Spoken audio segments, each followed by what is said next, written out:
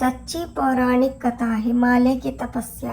माता सती, जो भगवान शिव की पहली पत्नी थी, उन्होंने अपने पिता दक्ष के अपमान के कारण यज्ञ अग्नि में आत्मदाह कर लिया था।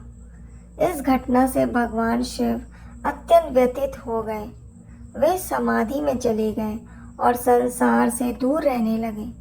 उधर सती ने अगले जन्म में राजा हेमावत और रानी मैनावती के घर पुत्री रूप में जन्म लिया।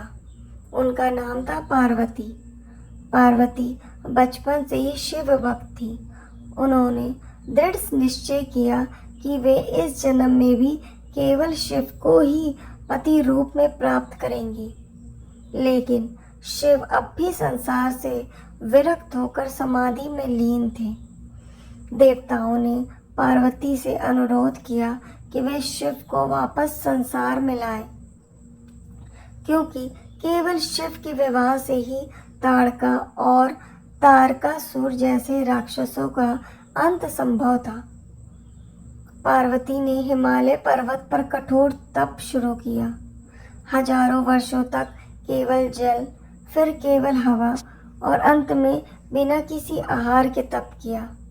उनकी तपस्या देखकर धरती कांपने लगी। सभी देवता आश्चर्यचकित हो गए। भगवान शिव ने उनकी तपस्या की परीक्षा लेने के लिए एक साधु का वेश धारण किया और पार्वती के पास गए। उन्होंने कहा, तुम किसके लिए इतनी कठोर तपस्या कर रही हो? पार्वती बोली, भगवान शिव को पति रूप में पाने के लिए। वह साधु, जो स्वयं शिव थे, बोले, शिव, वे तो अघोरी हैं, शमशान में रहते हैं, शरीर पर राख लगाते हैं, वो तुम्हारे योग्य नहीं। पार्वती को क्रोध आ गया और उन्होंने उस साधु को शिव की निंदा करने से मना किया।